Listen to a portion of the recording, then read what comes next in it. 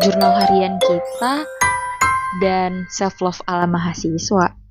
Hai guys, selamat datang lagi di podcast Bicara Sebentar.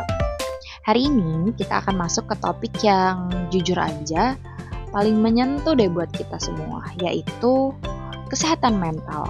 Karena di balik tumpukan tugas, organisasi, skripsi, nulis artikel, dan drama kehidupan lainnya, kita semua entah mahasiswa PBSI, mahasiswa teknik, mahasiswa kedokteran, kita pasti pernah sampai di titik dimana kita mikir bahwa kita tuh capek banget, kita tuh udah lelah banget, kita merasa bahwa diri kita tuh gak berguna sama sekali. Tenang guys, kamu gak sendirian, karena hari ini kita akan bahas gimana sih cara sederhana tapi tetap powerful dimana kita akan journaling dan juga self-love versi yang tetap waras di tengah tekanan akademik kayak sekarang. Yuk ikutin pembahasannya. Yang pertama adalah kesehatan mental itu kamus utama kita. Kalau di PBSI kita sama-sama tahu bahwa linguistik itu adalah salah satu ilmu yang mempelajari tentang bahasa, dan kamus itu adalah sumber makna dari kata-kata yang tidak kita ketahui. Misalnya kita bisa mencari kata-kata sulit di dalam situ. Kalau kita tidak memiliki kamus, kita akan bingung untuk menginterpretasikan apa yang kita bingungkan gitu. Kita bingung untuk mencari kata-kata sulit di dalam kepala kita, misalnya seperti itu. Nah, kesehatan mental itu adalah kamus hidup kita. Kalau mental kita kacau, semua tugas, hubungan, organisasi, dan lain sebagainya akan ikut kacau. Data penting dari survei INEMS UGM mengatakan bahwa 1 dari 3 remaja mengalami masalah kesehatan mental.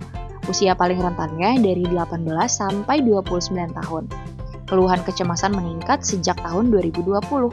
Jadi, kalau kamu merasa lelah, merasa overthinking, merasa kamu bahkan gampang untuk merasa sedih, dan lain sebagainya, itu bukan karena kamu lebay. Itu adalah hal yang normal dan umum terjadi di semua orang. Lalu yang kedua adalah tekanan akademik dan obsesi untuk menjadi tokoh sempurna di mata orang banyak. Sebagai mahasiswa, kita pasti sering merasa bahwa kita harus tampil sempurna, mulai dari selalu produktif, cepat paham materi, aktif organisasi, nilai harus bagus, gak boleh gagal, dan lain sebagainya. Jadi seolah-olah kita itu dipaksa oleh keadaan untuk menjadi tokoh utama yang selalu kuat, selalu bagus, selalu maksimal, dan gak boleh gagal. Padahal guys, hey, kalian harus sadar bahwa ini adalah dunia nyata, bukan novel motivasi. Jadi kita juga punya narator batin yang kadang pengen didengar, seperti kita perlu untuk mendengarkan naluri-naluri yang ada di dalam hati kita, seperti ketika hati kita ingin rebahan dulu, kadang kita ingin menangis, kadang kita ingin hilang sebentar, kadang kita ingin jalan-jalan ke tempat bagus, melihat keramaian di luar sana, seperti itu. Itu tuh nggak apa-apa guys, itu tuh wajar terjadi, dan ketika kalian memerlukan waktu untuk istirahat sebentar, itu tuh nggak apa-apa dan nggak akan terjadi apa-apa di dunia nyata kalian, seperti itu. Yang ketiga adalah self-criticism yang berlebihan, seperti mengoreksi diri pakai spidol merah.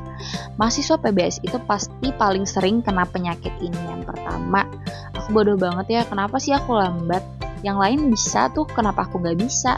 Yang lain lebih hebat dari aku, kenapa aku selalu gagal? Guys, itu tuh sama aja kayak kamu lagi memerankan dosen killer tapi untuk diri kamu sendiri. Padahal bahkan penulis terbaik pun butuh revisi berkali-kali untuk menghasilkan tulisan yang bagus.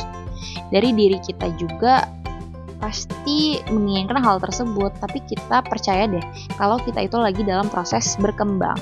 Gak ada masterpiece yang lahir dalam sekali jadi, pasti memerlukan waktu, memerlukan proses dan perjalanan yang panjang, termasuk kamu. Yang keempat adalah solusi jurnal harian reflektif. Inilah kenapa journaling itu penting, bukan soal estetik di Instagram, tapi untuk kewarasan mental kalian. Kenapa sih journaling itu bisa membantu dalam kesehatan mental? Teman-teman sekalian perlu diketahui bahwa bahasa ekspresif itu adalah bahasa yang tanpa sensor. Kamu bisa curhat tanpa takut untuk dinilai. Kamu bisa mengurangi beban mental dengan cara menulis, karena menulis itu terbukti untuk mengurangi kecemasan secara signifikan di bidang psikologi.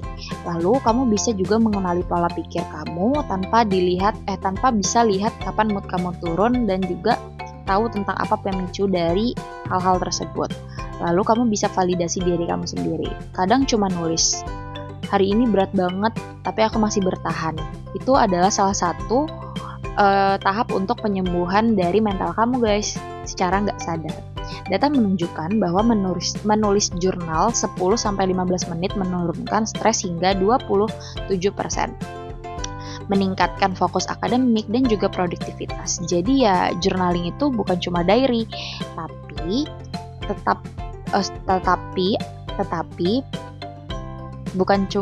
journaling itu bukan diary, tetapi adalah cara untuk menuliskan pikiran-pikiran kita di dalam kertas menggunakan pena. Yang kelima adalah self-love bukan egois tapi survival skill.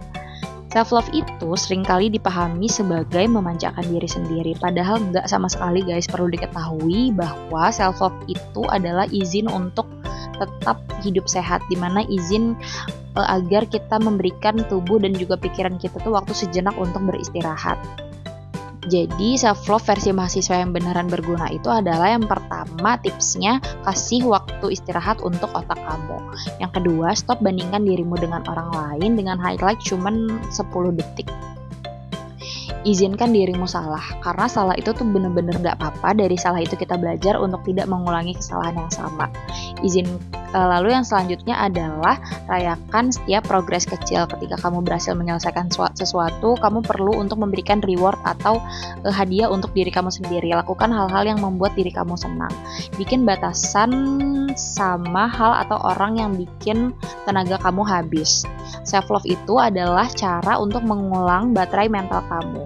Gak ada HP yang bisa hidup kalau baterainya cuma 2%. Manusia juga enggak. Jadi kamu perlu untuk menambah baterai itu untuk terus-menerus berada di tingkat yang full gitu. Dengan tingkat baterai yang full, otomatis kamu akan menjalani hari-harimu dengan lebih baik, dengan lebih ceria, dengan lebih bersemangat untuk menjalani tantangan-tantangan selanjutnya. Lalu yang selanjutnya adalah batasan digital dan sosial media overload. Teman-teman sekalian perlu diketahui bahwa media sosial itu adalah racun manis, di mana dia enak tapi bikin mental drop. Faktanya adalah sosial media berlebihan meningkatkan kecemasan. Perbandingan sosial memperburuk rasa percaya diri. Kita membandingkan hidup kita dengan orang lain versi best moment dengan hidup kita versi behind the scene. Solusi sederhananya adalah kita perlu membatasi screen time, unfollow akun yang bikin minder, matiin notifikasi yang kamu kira itu tidak perlu untuk kamu tahu dalam waktu cepat, lalu pakai mode grayscale kalau kamu perlu. Jadi sosial media itu sama dengan gula, dimana kamu tuh boleh mengkonsumsinya tapi tidak boleh terlalu banyak. Jadi kesehatan mentalmu itu bukan hadiah, itu fondasi hidup kita yang bisa kita ukur dan juga bisa kita rawat dari hari ke hari. Mulailah dari hal sederhana, mulai dari journaling, kurangi self-criticism, kasih diri sendiri ruang untuk istirahat, atur batasan digital, dan cintai diri tanpa rasa bersalah. Karena kamu gak harus sempurna, kamu perlu jadi versi terbaik dari diri kamu yang semakin kamu rawat, diri kamu itu akan lebih improve ke depannya. Sampai jumpa di episode berikutnya guys, bye-bye.